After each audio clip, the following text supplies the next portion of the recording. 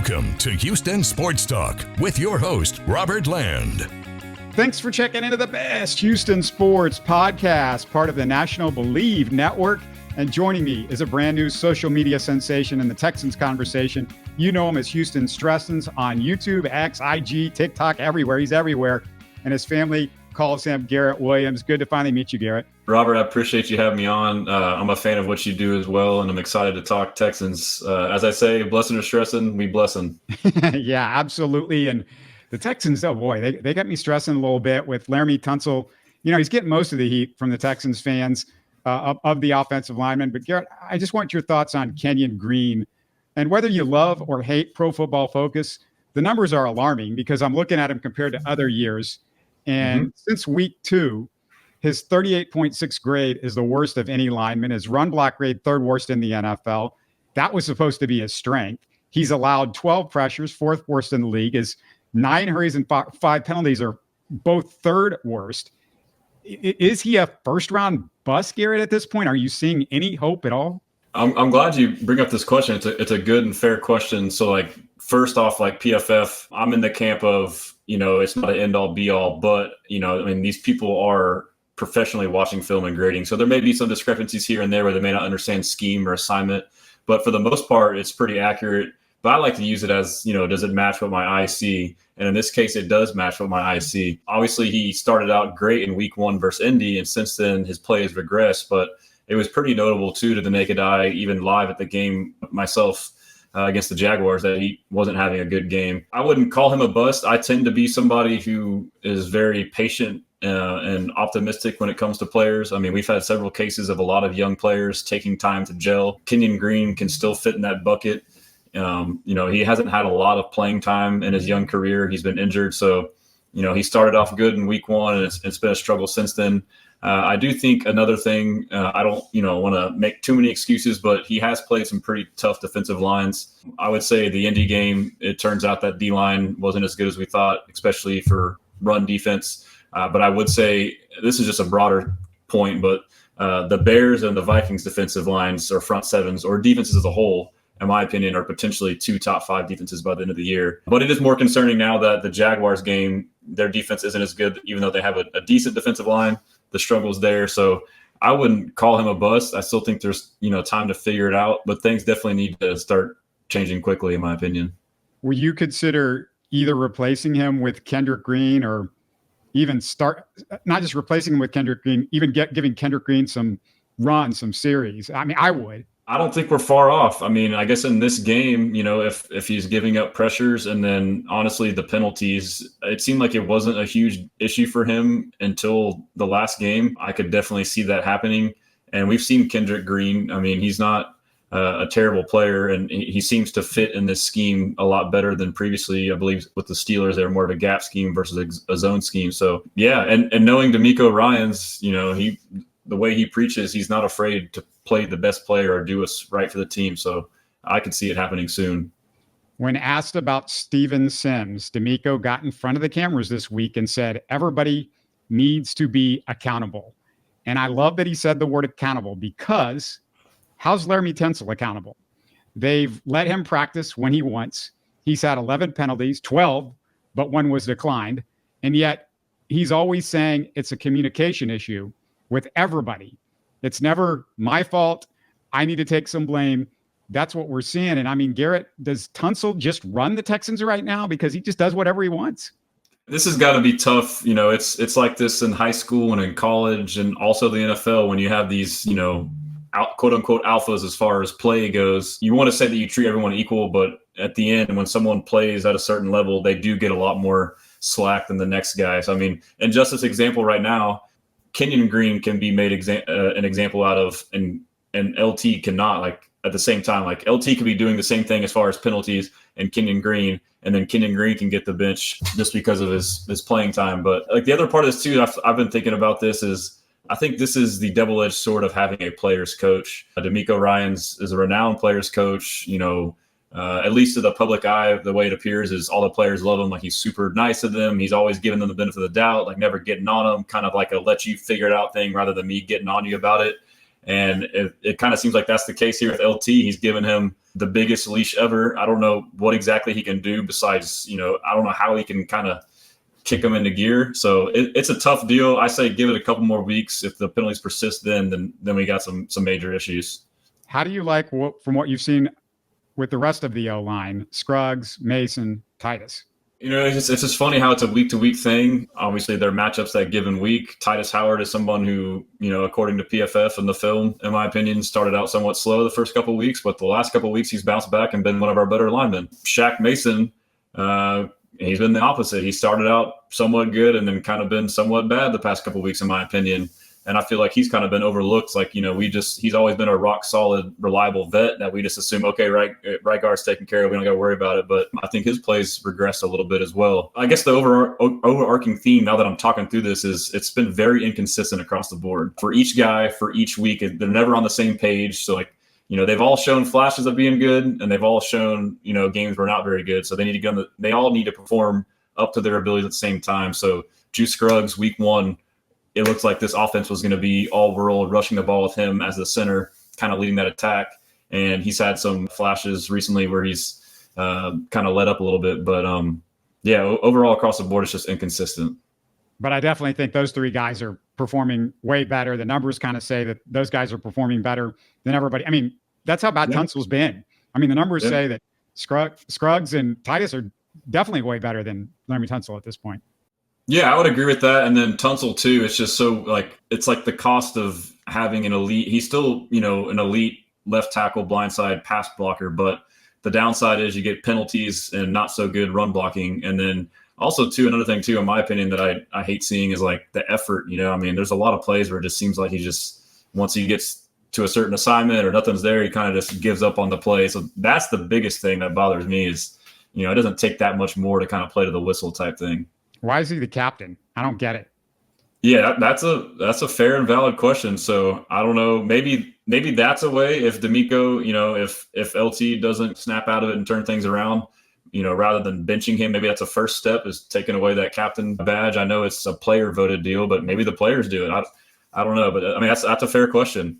The good news, and I know you put it out as well as a lot of people, that the Texans won't be facing Von Miller because of the suspension. Which is one last problem for this leaky O-line. I love what CJ Stroud said, though, this week about the offense. He wants it to get out of the huddle faster. Garrett, This has been a Texans issue their whole existence, and I'm glad somebody's finally saying it out loud. This is not new. I thought the same thing when I heard it.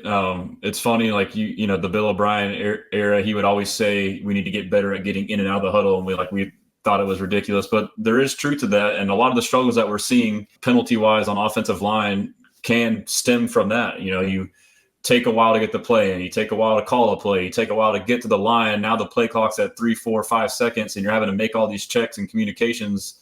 It speeds everything up. So it can be a trickle down effect. So while it may seem like a very small, insignificant thing on the outside, maybe to a casual fan, to your point, it can be a big thing that can really improve a lot of other things for us, in my opinion. And I think that's a lot coming from Stroud, maybe having conversations with Tom Brady, his friend. They're kind of friends. And that was not typical of New England, that they would move and move and move. And it was scary because they were on you so fast. Also, it looks like Joe Mixon, speaking of the offense, is going to play Sunday. And Tank Dell is set to play for sure. They've already said, as you and I are speaking. Is it just me, or is Tank Dell more important for the run game with those jet sweeps than he is in the pass game right now? I mean, I think you have a fair argument, and this is something I kind of got frustrated with. The first week, Tank Dell was running these jet sweeps, and a lot of fans were frustrated that Tank wasn't getting, I wouldn't even say targets, just the stats in the first couple of weeks, and that he was running the ball too much. And obviously with the injury last year and his size, they're worried about him getting hurt again. But those jet sweeps provide real value, and it's almost like Bobby Slowick heard this criticism about him using these jet sweeps and stopped using them.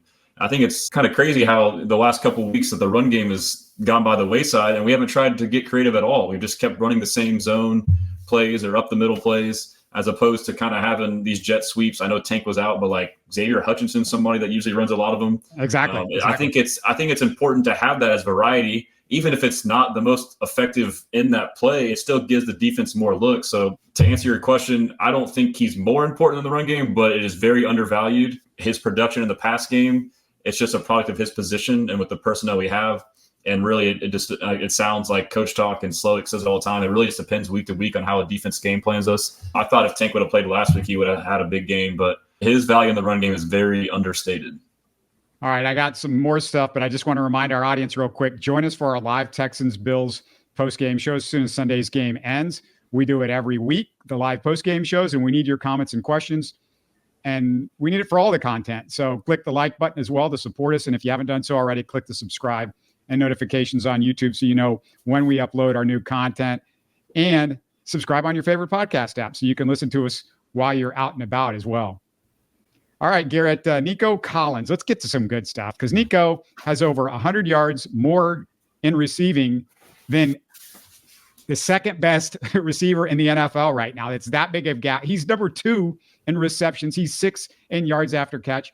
Is he the best receiver in football on the best non-rookie contract in football? I could talk about Nico Collins for hours. I've been his biggest fan ever since obviously during the season, but this offseason, I was the first person to say sign him ASAP. I even wrote an article about it in the Sporting News. And I think that his contract that we signed him at is an absolute steal, was the best contract of any in the offseason. We got him at $24 million APY. I think he's already the 12th or 13th highest paid since that point in time. And he's performing as the best right now. It is kind of funny, in the offseason, there was a big debate of, he needs to prove it again another year. A lot of fans said, a lot of people have already realized, okay, yeah, he's shown that he can do it. But I think there's an argument. It went from he's a top 20 receiver to top 10. And I've been saying he's a top 5 for a little while now, at top 10 and definitely a top 5.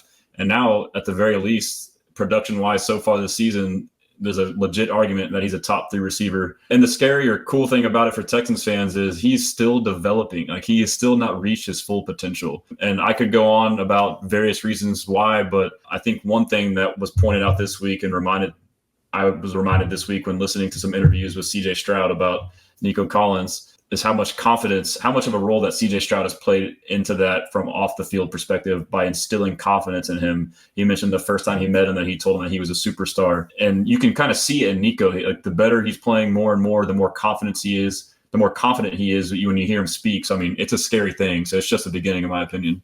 I can't find a weakness in this guy. What is the weakness? There is none. I call him a unicorn. And it's funny, too, like earlier in training camp when CJ Stroud said that Nico Collins is our generation's Andre Johnson, I agreed. And, I had friends and fans that thought I was crazy for agreeing, and what CJ Stroud was saying was crazy. And it was not crazy at all. Like, they are a clone. If you look at just from a measurable standpoint, they're both 6'4", they're both 220. Nico may be even a little bit heavier than Andre Johnson, and they both run a 4.4. Like, Andre Johnson was just a tad faster. But I think Nico Collins has better agility. He's a 6'4" receiver with a great vertical, great catch radius, and he can run routes like a small slot receiver. It was evident last year, but even more so this year now, his ability to create in the scramble drill with CJ Stroud it's like a cheat code. It's not fair. Like, they're on the same page, so his football IQ is incredible. He gets off the line of scrimmage with ease. And something we don't talk about and take for granted is he's an outstanding run blocker. He's a complete receiver. And then I will add this part too, is I think one reason why he's been underrated in the public eye is because the same way Andre Johnson was, they're both quiet, humble receivers. Most of your number 1 receivers are, outspoken or diva or whatever you want to say. And as a result, they get more attention. I feel like because he's reserved and not boisterous, he doesn't kind of get the attention he deserves, but I'm kind of fine with that. So I don't see any weakness. He's a player you want to model your franchise after. He's a perfect team player. I mean, I have no thing I can point out about him that I don't like. The thing is, I thought we wouldn't see a guy like this once, Andre Johnson, to keep coming up with these like incredible wide receivers. It's just been really cool. I'm going to go back to some stuff that I am concerned about because there's still some more things that I'm kind of freaking out about early on. Not as much as the O-line, but just a little bit of, stressing a little bit. The Texans have played 3 bad quarterbacks in 4 weeks. Should we be a little tougher on Will Anderson and Danielle Hunter? Because this is what they've done so far. 4 total sacks, 8 total quarterback hits. I mean, J.J. Watt would do that in 2 weeks, Garrett, all by himself. Yeah, no, it's a concern. And then especially in last game against the Jaguars, we were blitzing Trevor Lawrence pretty often. And so basically when you're doing that, you're hoping the pressure to get home, and we weren't. And he would have 4, 5, 6 seconds to throw. So now you're relying on your defensive backs to cover man-to-man for that long, which is dang near impossible in the NFL with the way these receivers are nowadays. And we just got lucky in that game, in my opinion, that Trevor Lawrence is wildly inaccurate. He missed a lot of throws downfield. So this stems back to an issue I felt like we had last year as well. Like, we get there and get the pressure, but then when we get to that point of attack, we just have a hard time finishing. And I think DeMeco Ryan has alluded to that himself quite a bit, but there's nothing more frustrating than beating the man in front of you, getting there to the quarterback, and then just not being able to make the play, whether it be bad technique or just getting overly excited and, maybe getting out of position or just getting juked by the quarterback. We struggled with mobile quarterbacks last year. There's been a little bit of that this year too. So it is a concern. We are, I think, one of the highest pressure rate teams in the league, if not the highest. So it's, as I alluded to earlier, it's a matter of finishing. So I don't know how we figure it out, but we got to figure that out. Is pressure rate a little bit overrated? Because if Will Anderson is like knocking an offensive lineman into the quarterback because he's really good at bull rushing, but he doesn't know how to make the move to get around the guy, is it overrated that, the pressure rate? Yeah, that'd be fair. And then I guess another rebuttal to this would be, I don't know what our overall team sack numbers are. Like, if they're creating the pressures and then that's allowing our backers and interior linemen to get sacks, then it wouldn't be as big of a concern. But I don't think that's the case. I think overall we've had some sacks, but it's not compensating to where it's like pressures at the normal rate are converting to sacks. So to your point, yeah, I mean, I don't know, if they have a percentage of sacks to pressures or pressures to sacks, whatever that is, we're probably the lowest. It's almost like the offense, we have all these yards, but no points. It's kind of a similar kind of dynamic there. So I agree. Yeah. What have you thought of the rookies, Lassiter and Bullock? And really a lot of pressure on these guys because the secondary right now is dependent on the rookies. Yeah, I mean, for one, it just speaks volumes about them for Lassiter to be a starter from day one, basically since OTAs. And then Bullock, obviously, being thrown in there and then getting a start with Ward being injured. And that's one thing I do love about DeMeco. He's not afraid to play the best player regardless of age. He's preached that over and over again. And their performance, Lassiter's been great. I mean, he's had super high expectations for a second-round draft pick. I don't know if he's exceeded those, but he's at least met them. And he's had his moments where he's been locked down. He's had his moments where he's gotten beat. But, I mean, again, we have to remind ourselves it is the NFL. And we've kind of been lucky, I guess. Again, the Jaguars game where he got beat, a couple of times where they didn't quite complete the pass because the quarterback play. And I will say on those instances, I do Bleav Anthony Richardson, Caleb Williams, Trevor Lawrence, I think and hope that was the game plan specific to that team because we knew those quarterbacks couldn't beat us. We made it to where, hey, we're going to pressure you and force you to beat us and make these throws because we know you can't. So I suspect that's what happens. So you might see more of those plays where they kind of get quote unquote beat or exposed. But Lassiter's been solid. Kalen Bullock, that play he made was the play of the game to me, tackling Tank Bigsby down at the 4-yard line. And then later on, we ended up getting a goal line stand to turn the ball over. Yeah, speaking of that play, though, everybody talks about Bullock. Did you notice, and I know you look at the all-22 a lot, did you notice that Lassiter sort of is the reason why he took a real aggressive but bad angle at Bigsby, and that's how he kind of got into the open? I have not, so I hope to review the film here in the coming days. But yeah, so that's, that might be like you alluded to, some of the rookie moments, he's going to have those. And it's tough when you have a DB that takes a bad angle and it springs a big run loose like that. But yeah, as far as Kalen Bullock, though, he's played great. He's still a rookie, so I did notice early on in the game, I haven't watched the film, but for me observing in the moment, he seemed out of position early on in the game, but he seemed to kind of settle in. So I suspect that's why everyone wants us to start him over Jimmy Ward right away, but there is some value in, especially a safety where you're trusting in this person to be in the right position. If not, you can blow a coverage or give up a big play. He still has to kind of get his feet wet in that sense, but I think to have two rookies perform the way they have you couldn't ask for anything better. And Garrett, the best thing that could have happened with the Texans is this easier quarterback schedule early on. So if you have two rookie secondary guys, it gives them a chance to make some mistakes because you're not going to pay for it like you will with Josh Allen and some of these guys coming up.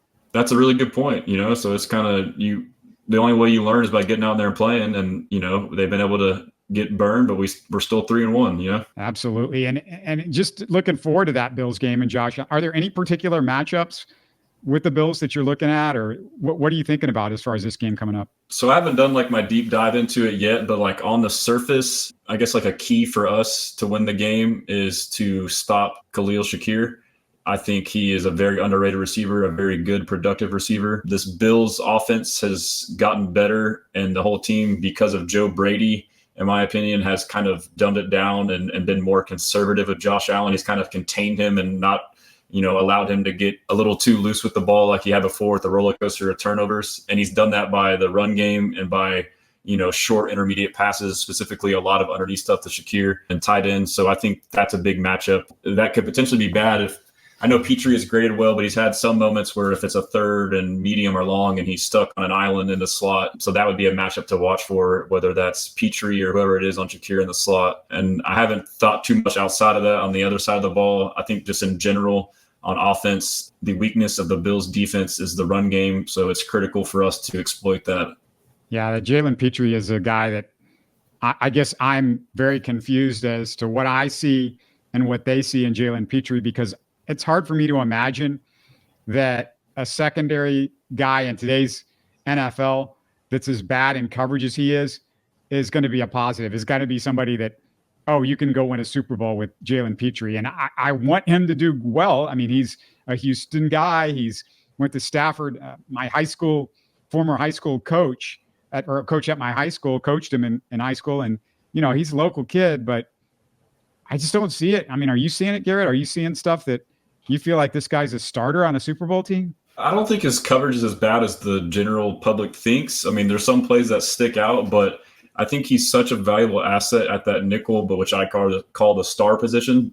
In that role, he's a great run defender, and it kind of gets overlooked when you kind of see some plays here and there. So it's more so, in my opinion, about you obviously want him to be a factor in the run game, but trying to avoid kind of putting him in these situations on key downs, third and long, third and medium, to where he can get quote unquote exposed. So, I mean, obviously he's not a world beater at coverage, but if it's, if he can be, if it is a known passing down and he can get up to the line of scrimmage and get physical and have the ability to cover short routes, I think he can succeed in that. It's more the deeper stuff is what you'd be concerned about. But I think he can be a starter for a Super Bowl caliber team. It's more about how we scheme him up and make sure to not let other coordinators expose that. I guess big picture for me, as I'm looking the rest of the season, the line's got to get better on both sides. And if they don't get to where you need them to, there's no way the Texans can compete for anything. I mean, this division's so easy that you would think they can handle that business, but big picture stuff, you win championships with the line. And that's the concern really on both sides of the ball, if I'm being honest. I agree. I mean, obviously more so the offensive line. I'm an optimistic fan, and I was expecting big things from this offensive line in the run game this year. It's the Shanahan tree and the zone running scheme. And typically, it's a pretty advanced offense in that sense. Most O-linemen run a gap scheme where they basically just block the guy in front of them. It's just kind of, grown man football. Now it's more of an athletic, smarter, mental type deal. And I know Dalton Schultz and a lot of players have alluded to this fact as well. And it's a very technical thing too. So it's not only a different way or style of doing it, but it's the actual techniques, hand placement, foot placement. And so with that being said, there's a steep learning curve. So it kind of takes O-line a little bit of time to adjust. And a lot of O-lines in this system, run blocking wise, have had vast jumps from year 1 to year 2, and even more so from year 2 to year 3. I was hoping that'd be the case, but I guess we have to remember this O-line starting for us now. Barely anyone played for us last year, so maybe it may take longer than we would expect. But defensive line, I'm not quite as worried about. But, I mean, I agree. Regardless, you need the front on both ends to play much better to be a Super Bowl contender. I miss Alex Gibbs, best offensive line coach the Texans ever had, and I would have brought him in at this point. Unfortunately, he passed away a couple of years ago. But, man, I just loved what that guy was able to do with the offensive line, especially after the David Carr disaster. And then we see what they've done the last few years. I just feel like that's been an issue. I'm just worried about the coaching there the last few years with different guys that they brought in. But last thing I wanted to ask you about is just for those not familiar with your background, tell us a little bit about your story. I'm just your typical Houston fan story. Born and raised in Houston, been a Houston sports fan of all the big teams my whole life, basically since I could talk. And then what I'm doing now is just kind of a natural evolution of what I've been doing. I've always been the kind of fan who reads every major article, who watches every interview and press conference. And so I started a Twitter kind of just to get my, hot takes out there last fall. And it's kind of taken a natural progression from there. Like I said about me watching interviews and whatnot, I'm still doing the same thing, but now I just kind of clip as I go along my normal fandom and share with other fans what I think's, interesting. And it's just something I have a passion for, specifically the Texans. I love the Astros and Rockets as well, but football is king to me. So, it's just, it's exciting for me. And I guess I've kind of just naturally evolved. And as I've done this, my goal now is to be a one-stop shop. Not everybody has the time to kind of sift through all the stuff that I do. And so I'm just trying to make it easier for people to be fans and hopefully, educate people along the way too. I do have a background playing football. I don't know how many years. I played 6 years in college. So if you can add up basically from third grade through then. So, and I've had the ability to be around some good players and coaches to learn things. So just trying to share what I know, and I'm just passionate about it. I'm not sure if you asked, but if you want me to plug anything, I can do that later. But that's just kind of my story. So yeah, I did want to ask you, what position did you play in college? I was a wide receiver. I played 4 years at Stephen F. Austin with a redshirt year, and then I went to the University of Incarnate Word after that for 2 years and played 1 year there. When I say play, I didn't necessarily equate to a lot of playing time, but it was a good time nonetheless. Yeah, my niece just started as a lumberjack just a couple of weeks ago. So she just went to one of the games on Parents' Day with my sister and brother-in-law. So yeah, I'm now ensconced in SF. My sister also went to SFA too. So yeah, you mentioned it. Just kind of tell everybody what you've got going on, like where everybody can find your stuff, your socials and all that sort of stuff. Okay, yeah, you can see on the bottom there, Texans Commenter. That's my handle or username on Twitter, TikTok, and YouTube. On Instagram, it's at Houston Stressans. I did just launch a website. It's HoustonStressans.com. I'm starting to, I was writing for the Sporting News, but there was some turnover over there. So now I'm kind of just writing articles or blogs myself on my website, as well as basically aggregating everything like I do on social media to that site. Any kind of articles or videos, anything pertinent to the Texans will be on there. And now I got, a store with different shirts that I'm coming out with. So, and I do plan on having like a content creator page where I can have someone such as yourself to have your own page up there.